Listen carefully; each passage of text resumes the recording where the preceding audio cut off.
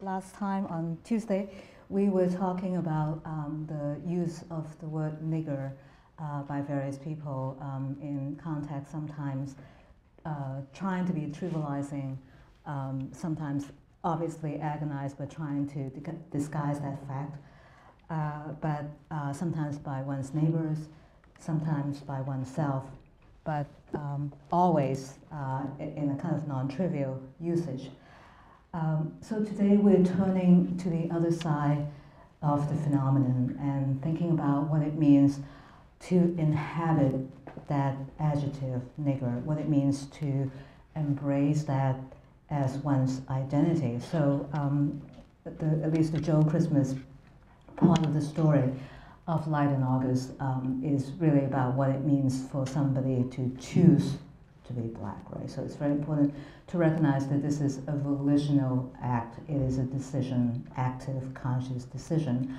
But in that sense, it's also about someone poised on two contrary possibilities. Joe Christmas could be either black or he could be white.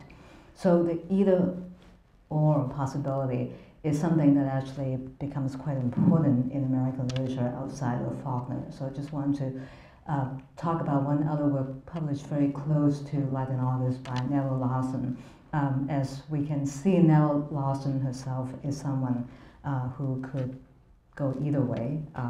She's classified as African American because of the one-drop rule. So if you have the slightest bit of African American heritage, you're classified as black. So she's a black writer, but she really could be anything. And in fact, she disappeared after in mid-career and just completely vanished from public, and until she was found dead. And there was a lot of surmises that actually she was passing all those years when she disappeared. And she wrote a novel called Passing about two black women, one choosing to be married to someone who's identifiably black, and the other choosing to pass as a white woman, but not succeeding, or at least not being very happy with that decision.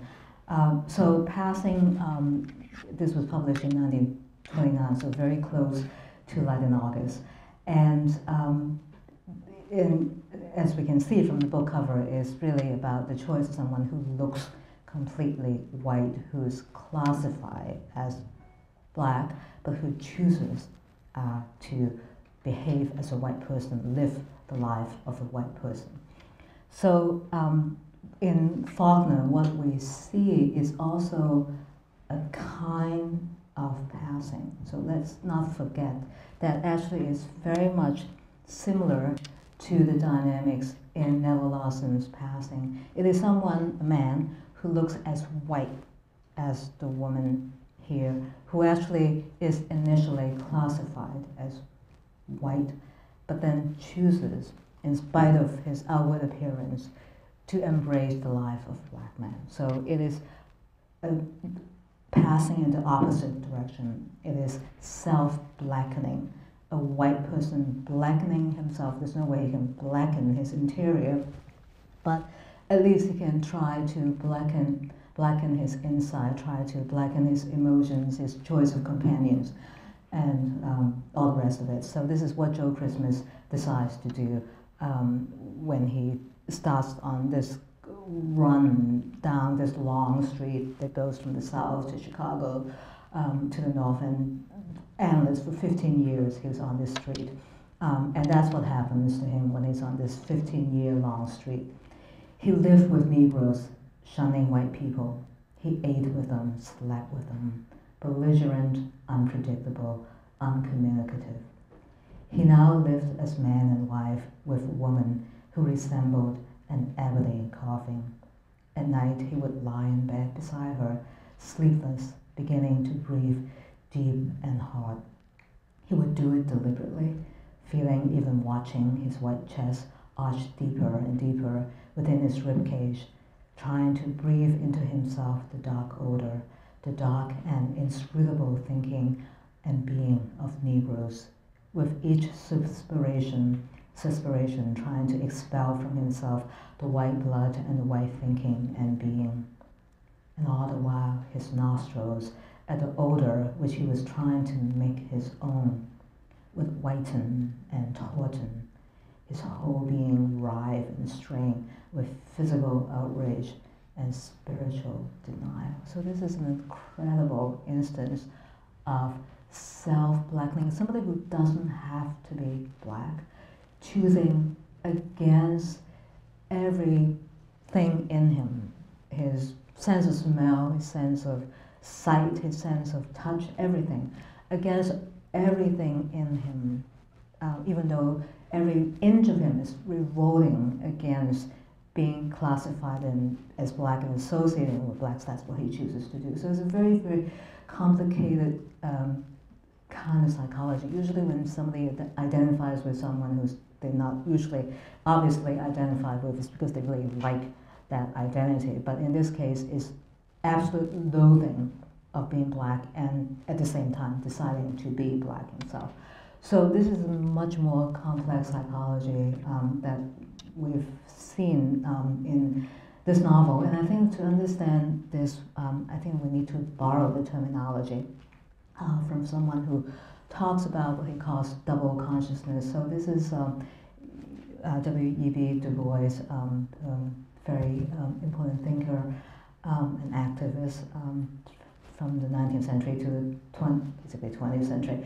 And he wrote a book called The Souls of Black Folk, which you guys have probably heard of, came out quite a while before Light in August. And this is what he says about blacks. Let's not forget, he's talking about blacks, people who look black. This is what he says about the kind of complicated consciousness that blacks have. It is a peculiar sensation, this double consciousness, this sense of always looking at oneself through the eyes of others, of measuring one's soul by the tape of the world that looks on in amused contempt and pity. One ever feels its two-ness, an American, a Negro, two souls, two thoughts, two unreconciled strivings, two warring ideals in one dark body. So this is, let's keep looking at this person. A person who looks black has no choice but to inhabit this double consciousness, both to be aware of oneself as oneself, having a completely internal relation to oneself, but at the same time having another view superimposed upon oneself because of the way other people are looking at you. So it is this doubleness. One is looking at oneself through one's own eyes and then involuntarily through the eyes of other people. But we shouldn't forget that in fact Joe Christmas doesn't look like the black one. He looks like the male counterpart to this white-looking woman. So it's even more complicated than what Du Bois is suggesting. It's not the double consciousness of an obviously black man, but the double consciousness of a white-looking person who, even though he's repelled by the blackness, nonetheless embraces blackness. So it is just, it's double consciousness redoubled in terms of its degree of complexity. And today I'd like to talk about this kind of redoubled double consciousness in Faulkner along three lines of inquiry. One is obviously the importance of light and shadow, which is advertised, dramatized in the title. The other is something that we've sort of been talking about, which is the relation between a single individual and then a kind of populational group or multitude. Today, that's the word that I'd like to introduce. And then something that we've been talking about all the way through, about the question of genre and whether the dynamics between comedy and tragedy.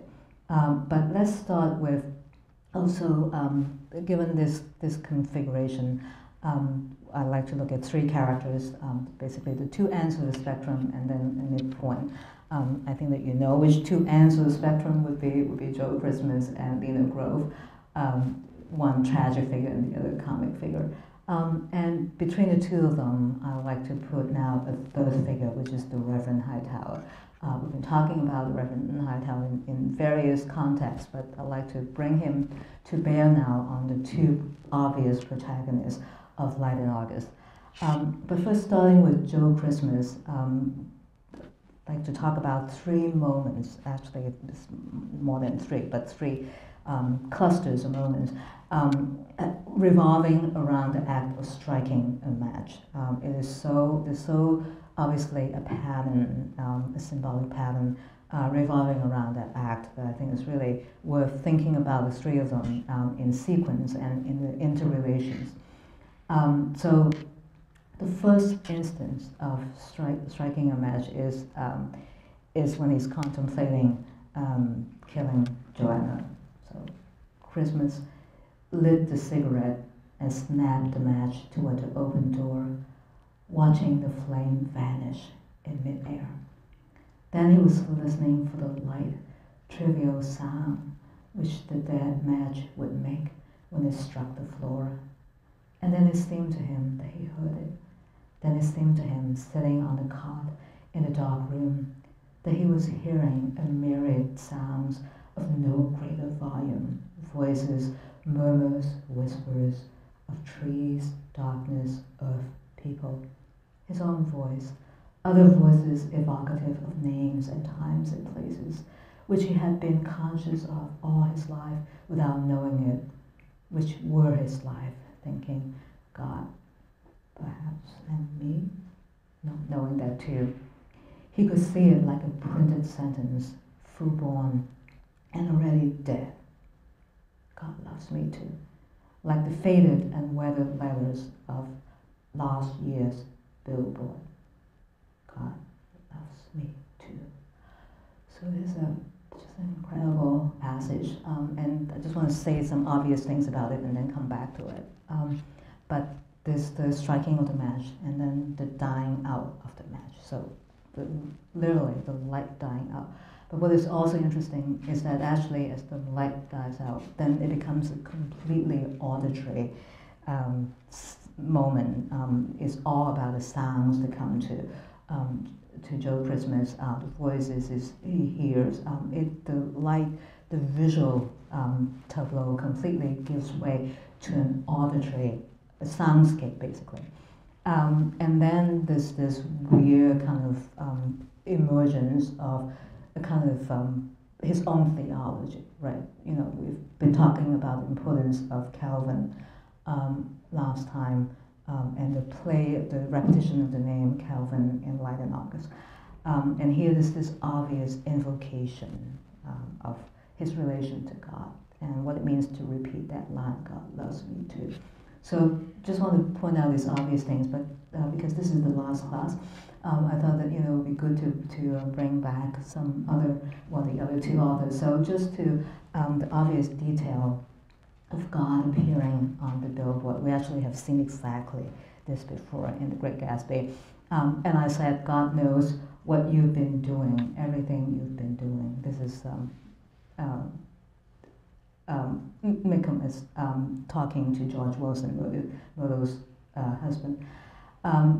Standing behind him, Michaelis saw with a shock that he was looking at the eyes of Dr. T.J. Eckert, which had just emerged pale and enormous from the dissolving night. So this is George Wilson at the moment when he's starting out on his quest to kill the killer, the person who he thinks kills his wife, and pointing to this God on the billboard as the authority, invoking that authority to justify the mission that's just beginning. The other way in which Fitzgerald would also come into play is obviously the dynamics between the visual and the auditory. So this is something that we talked about before, about Daisy's voice. For a moment, the last sunshine fell with romantic affection upon her glowing face. Her voice compelled me forward breathlessly as I listened. Then the glow faded, each light deserting her with a lingering regret, like children leaving a pleasant street at dusk, right? So the quality of voice described in terms of a visual image. And finally, The Great Gatsby and the great self-made man in American literature, but described by Fitzgerald as a quasi-religious self-making. The truth was that J. Gatsby of West 8 Long Island sprang from his Platonic conception of himself. He was a son of God, a phrase which, if it means anything, means just that he must be about his father's business, the service of a vast, vulgar, and meretricious beauty. So he invented himself, just the sort of J. Gatsby that a 17-year-old boy would be likely to invent, and to this conception he was faithful to the end. So it is very hard to ignore the centrality of religion in both The Great Gatsby and in Light and August. In the case of The Great Gatsby, the religious language is really used to underwrite a special kind of self-making, what it means to be a son of God in the 20th century and in a debate environment. And that's the kind of self-making that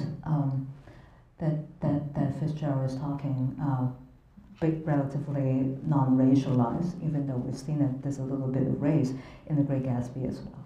So against that example from Fitzgerald, let's look one more time at what Faulkner is doing with exactly that configuration, the billboard, the interplay between the visual and the auditory, and some invocation of God.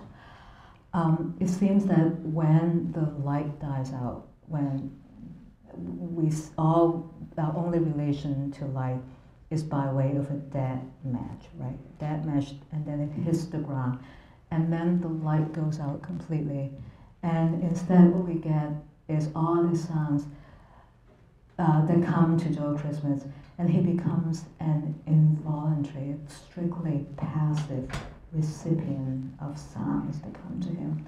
And that really is the central function of Joe Christmas. We've talked we've talked before about how passive he is, that he's less an actor than a recipient of either the goodwill or, in this case, the ill will coming from other people.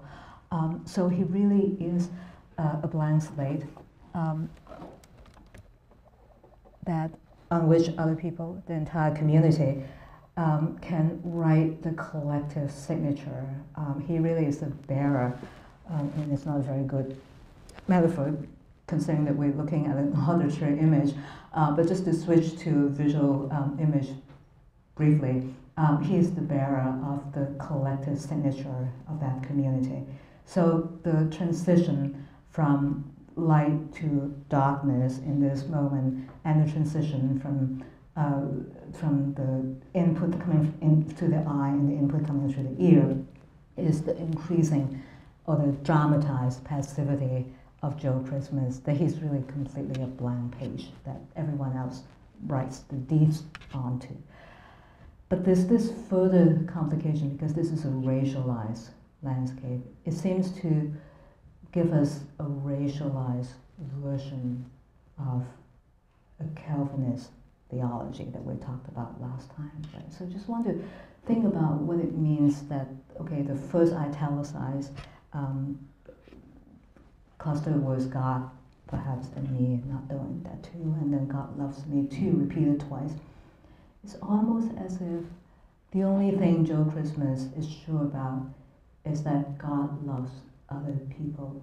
That is an undisputed statement, right? So God loves other people, maybe God loves everyone else, maybe he loves me too.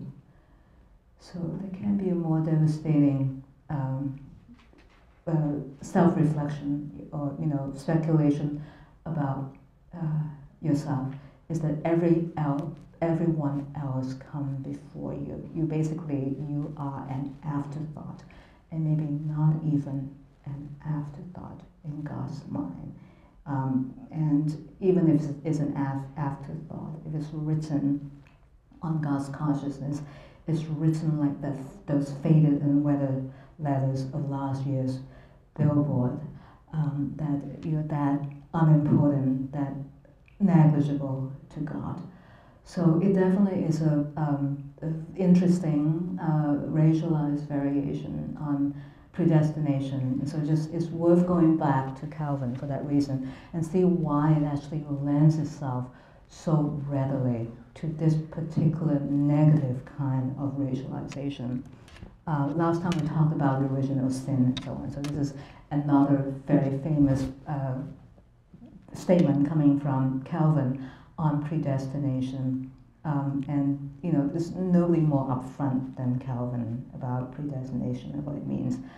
By an eternal and immutable counsel, God has once for all determined those whom he would admit to salvation and those whom he would condemn to destruction.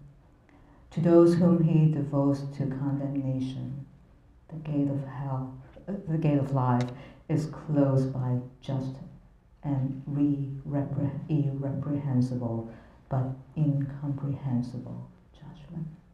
So the gate of life is closed by just and irreprehensible but incomprehensible judgment. There's no way you can quarrel with God. It's his decision. He decides that you're going to be condemned. It doesn't make any sense to you, obviously, if you're the condemned. You can't make any sense of it. It's completely incomprehensible, but at the same time, if you're a Calvinist, you also have to believe that it is irreprehensible, that God has every right to condemn you, even though it's, from your point of view, it seems completely arbitrary.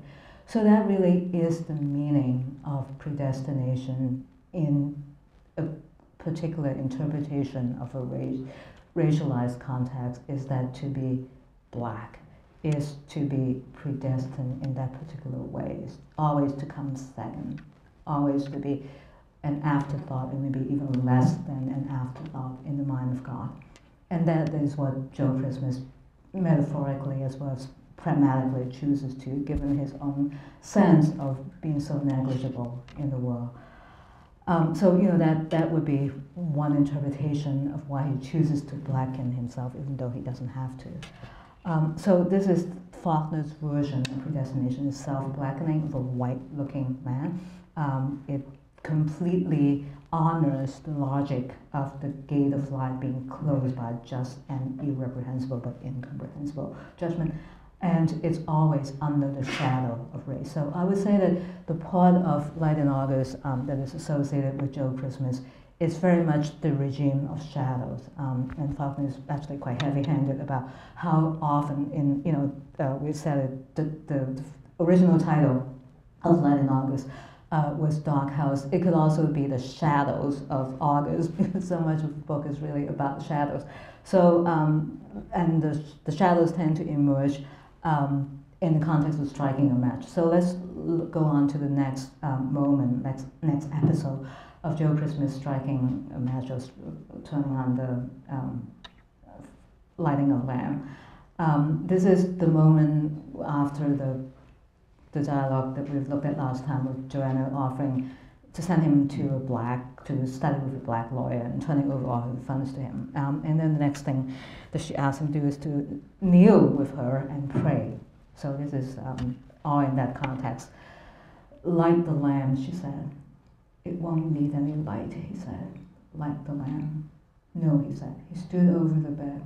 He held the razor in his hand. But it was not open yet. But she did not speak again. And then his body seemed to walk away from him. It went to the table, and his hands laid the razor on the table and found the lamp and struck the match. So very heavy-handed alienation of Joe Christmas from his body, right? It's not Joe Christmas that's doing the walking. His body seemed to walk away from him. It's not Joe Christmas who's laying the razor on the table. It's his hands that is doing it, and his hands that is striking the match to light the lamp. So it's just the action coming strictly just from fragmented body parts. And the consequence, so just highlighting the other passivity of Joe Christmas himself, is as if individual fragmented body parts have agency, but not Joe Christmas as a whole. The consequence of lighting this lamp is this. This is what we see when the lamp is lit. He actually sees something else that cast a shadow on the wall. It held an old-style single-action cap and ball revolver, almost as long and heavier than a small rifle. But the shadow of it and of her arm and hand on the wall did not waver at all. The shadow of both monsters, the cock-hammer monsters, back-hooked and viciously poised like the arched head of a snake. It did not waver at all. And her eyes did not waver at all. They were as still as the round black ring of the pistol muzzle. But there was no heat in them, no fury. But he was not watching them. He was watching the shadow pistol on the wall. He was watching the cock shadow of the hammer flicked away. I mean, it's almost as if it's irrelevant what is actually going on. The most important thing is the play of that shadow on the wall. But we do know that the shadow is produced by that revolver.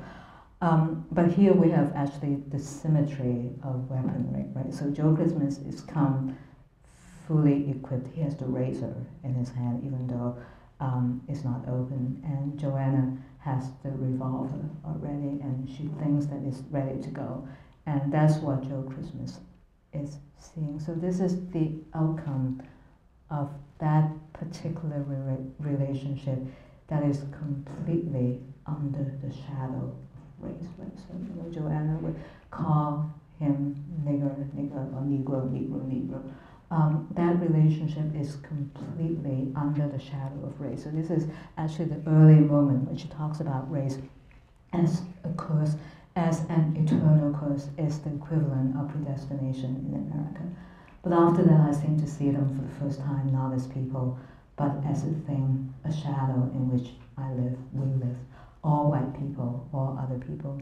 I thought of all the children coming forever and ever into the world white, with a black shadow already falling upon them before they drew breath. And I seem to see the black shadow in the shape of a cross. I'm not even going to read you the whole thing. You guys remember this passage. Is very much the invocation of the black shadow as the modern incarnation of the Calvinist doctrine of original sin, and a curse that falls upon you before you were even born, before when you're a baby, before you've done anything, even before you, when you're in your mother's womb, that shadow has already fallen upon you. So it's a very, very extreme version of the Calvinist theology. And right here we also see it not only as theology, but as dramatic action, as the shadow of that pistol on the wall. And we now know the final moment of striking Joe Christmas, striking a match. Then he paused and he struck a match and examined the pistol in the puny, dying glare.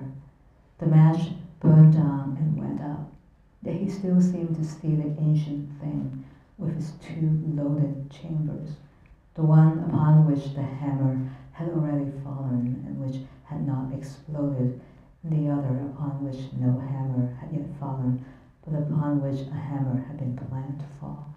For her and for me, he said. His arm came back and threw. He heard the pistol crash once through the undergrowth. Then there was no sound again for her and for me.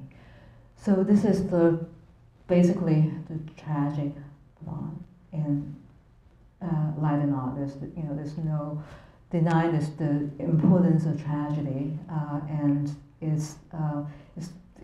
it depends on how much weight we assign to the Joe Christmas, Joanna Burden section of the novel. If we were to give primacy to that section, then the symmetry of weapons, the razor and the pistol, then both chambers loaded in Joanna's pistol, that she really means for the two of them to die together. This is the appropriate end for a tragic narrative, even though Joe Christmas doesn't die from that.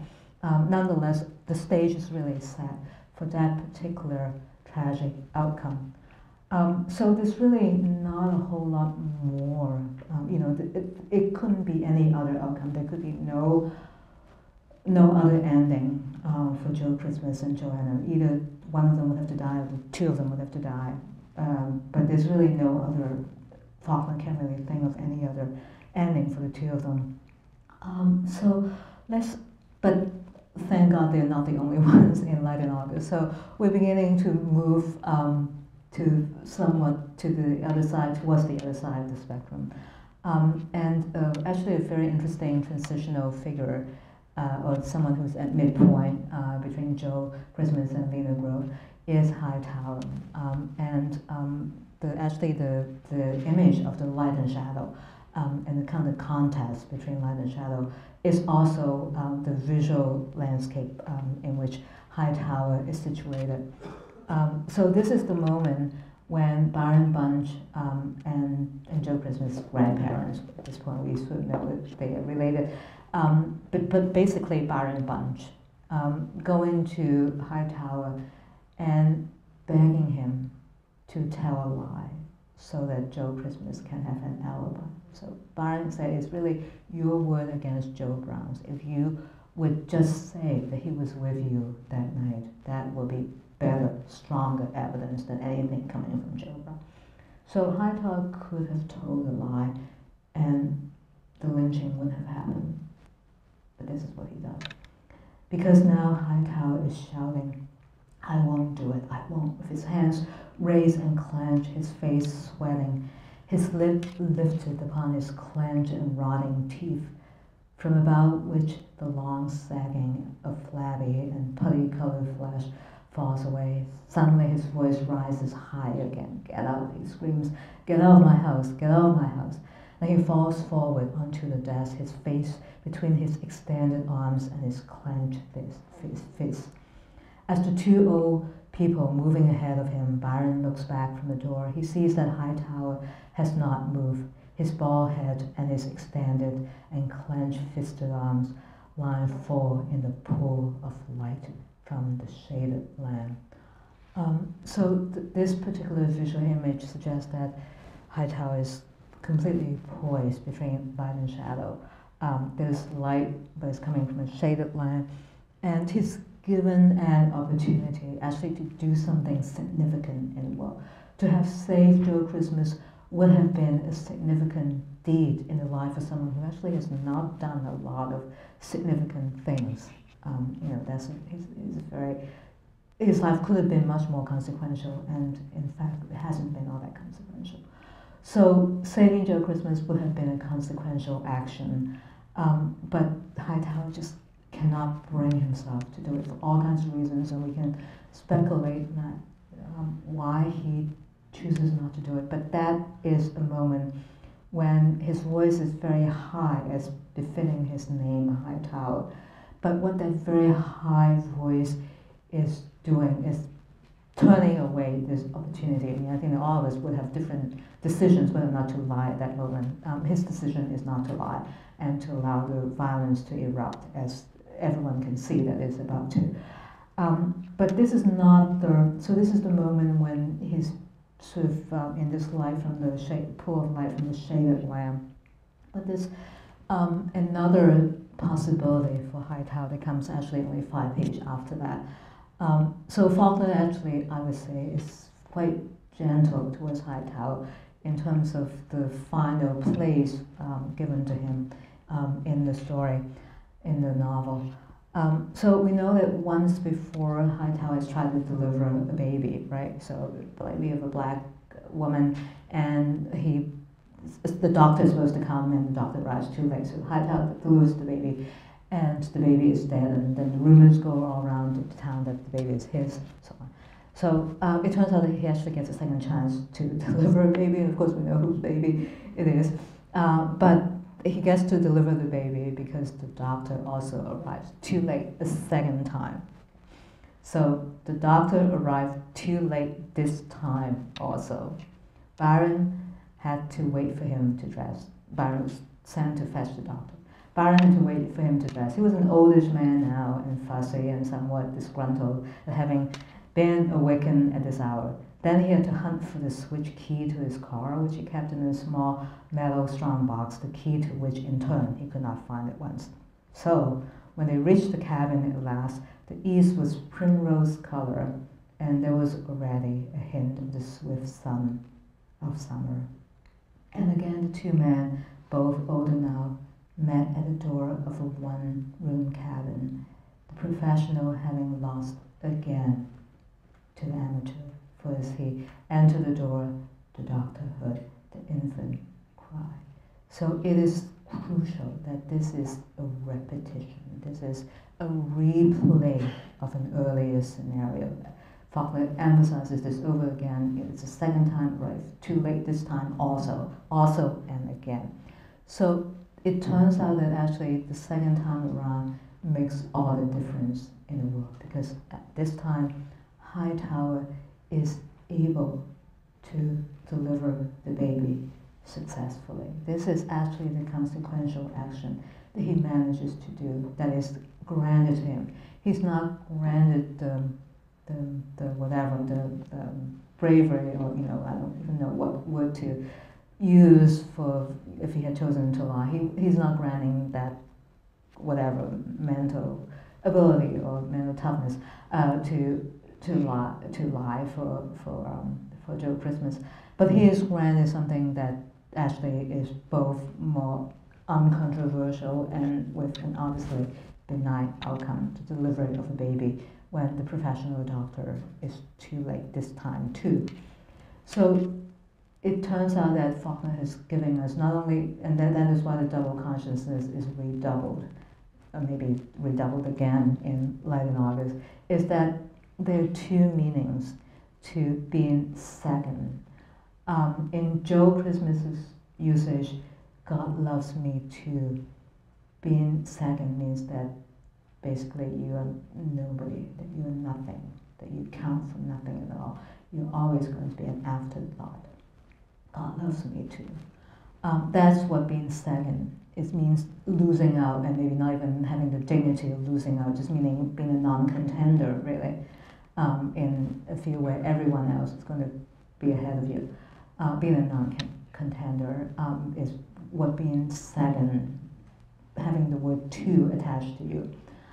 But that's not the only meaning of two, or in a variation also. So the second time we see that in the case of Hightower, the doctor arrived too late this time also. Second actually means a second chance, that you messed up the first time around, or he didn't actually, it really wasn't so much messing up. I mean, some babies are just born dead. But in any case, with some messing up, it wasn't a completely wasn't a satisfying outcome, wasn't an acceptable outcome to most people. So you messed up the first time around, you get a second chance to do it one more time. So being second actually completely supports that second usage. And that is why, to my mind, Hightower is such an important midpoint between Joe Christmas and Lena Grove, is that he is actually taking us halfway in a direction of a much more affirmative view of what is possible, much more affirmative view of the world. But it is important to recognize that this is actually a completely accidental development, right? There's no reason, no logical reason why the doctor should arrive too late. And it's only because the doctor arrived too late that Hightower gets to deliver the baby. The doctor arrives too late because he doesn't want to be waken up in the middle of the night, can't find his key to the car. All these accidental developments contribute to, and the doctor is a total, other than the fact that he's appeared once before, he really is an absolute stranger to the novel. He's such a marginal character. So the second chance coming to Hightower comes to him by virtue of the pregnancy and the childbirth of a total stranger, Lena Grove, and the accidental lateness of another accidental person, the doctor. So we're beginning to get into an arena where it's really not Hightower's action alone, but the combined action of all these other people, many of whom are strangers to him. It is the combined action of all these people that produce an outcome. So this is a moment to introduce some theoretical speculation on this point. And James, through Wiki, is a staff writer for the New Yorker. And he, a while back, he wrote a book, I mean not a while back, but 5-10 years ago, wrote a book called The Wisdom of Crowds, which actually got a lot of attention when it came out. And his basic argument is that that the collective decision or just the collective conjecture of anyone, you know, when there's shortage of information, the collective conjecture, the collective guesswork, the aggregation of guesses from a lot of people, that aggregation is always going to be closer to the truth than the single guess or a single individual. So it's actually a kind of complicated mathematical argument. It's about the aggregation of conjecture being better, having a much higher likelihood of being closer to the truth. So it's, even though it doesn't talk about statistics, actually it's very statistical in its mode of thinking, that is about chances and likelihood and so on. The other book that is also relevant and actually has the title Multitude, and is by Michael Hart and Antonio Negri. I won't burden you with the full substance of that argument, but just one. I mean, it's really not about what we're talking about, but there is one line that is relevant to what we've been talking about, which is about the thinking about what sort of meaning multitude could have. For them, multitude is the cooperative convergence of subjects. Only the multitude, through its practical experimentation, will offer the models and determine when and how the possible becomes the real. Right? So it has some resemblance to this Wiki argument, which is that it is about how the possible can become the real. And it turns out that the collective conjecture, the aggregation of individual guesswork, or the aggregation of action from a lot of people, would put us in closer contact to how the possible can become the real. So these are the two sort of contemporary lines of thinking about groups and about human populations as opposed to human individuals as the agents of history.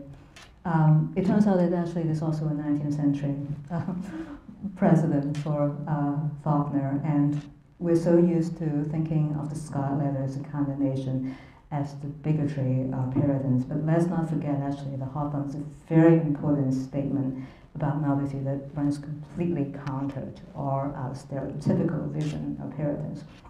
When an uninstructed multitude attempts to see with its eyes, it is exceedingly apt to be deceived.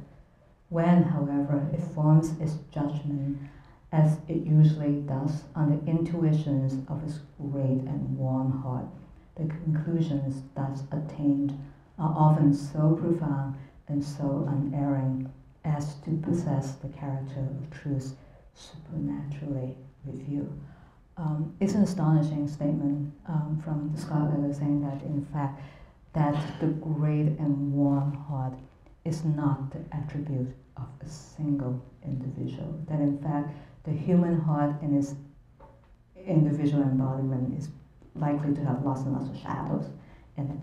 And the only way that those shadows can be relatively deactivated is when we think in the aggregate. I mean, I think it's a really interesting theory. I'm just offering it to you as a possibility. But I do think that this is what Faulkner thinks in the use of total strangers, doctors, people who have no relation to one another in Light and Dark. So basically, his notion of the multitude is that it's randomized, it's statistical, it's populational, and it's chancy. And this is the moment, and I think this is the extreme moment in Light and August, when right before the killing, actually, of Joe Christmas, this is actually what we get. It's utterly doesn't go with the deed that follows, but this is what Faulkner gives us. in the lambent suspension of August into which night is about to fully come, it seems to engender and surround itself with a faint glow like a halo. The halo is full of faces. The faces are not shaped with suffering, not shaped with anything, not horror, pain, or even reproach. They are peaceful, as though they have escaped an apotheosis. His own is among them. So I don't need to talk anymore about that, just that the halo is not the halo around a single face. It is full of faces. And that's the reason why he goes right back to how he starts out by talking about the kindness of strangers. And this kindness of strangers is not even ironized by everything that has happened in between page 1 of Light in August and the last pages of Light in August. The kindness of stranger, yes, it has to recognize and take into account and fully acknowledge and put in the foreground the cruelty of one's neighbors, no question about it. It has to encompass all of that. But the kindness of strangers remains, and so he's totally happy to bring in a person never before mentioned in Light in August in the last pages of the novel, that lives in the eastern part of the state, a furniture repairer and dealer who recently made a trip into Tennessee to get some old pieces of furniture which he had bought by correspondence. Completely extraneous detail at the end of the novel. And the reason this furniture dealer is in the picture suddenly is that he is there to witness this ongoing courtship between Lena Grove and Byron Bunch. So let's see what Faulkner thinks about marriage. And it turns out that he actually has given some thought to his rival, the relation between the two of them. Relations not always cordial. So it is Faulkner writing to Malcolm Cowley. I'll write to Hemingway, poor bloke to have to marry 3 times to find out that marriage is a failure. Apparently, man can be cured of drugs, gambling, biting his nails, and picking his nose, but not of marrying. So this is what we're addicted to, is marriage. Doesn't matter, you failed 1,000 times, you still want to get married. So given the fact this totally clear-eyed evaluation of the outcome of marriage, but also the fact that it's just going to be an ongoing addiction, we should not be surprised by what comes at the end of Light in August. I just want to, because we're talking about Hemingway, just want to remind you that we've seen this kind of structure before, narrative structure, right? The ending of From the Baltos, he lay flat on the brown pine needle floor of the forest, his chin on his folded arms. Beginning of the novel, end of the novel, he could feel his heart beating against the pine needle floor of the forest. Ending of Light in August, rather the beginning and ending. Beginning, although I have not been quite a month on the road, I'm already in Mississippi.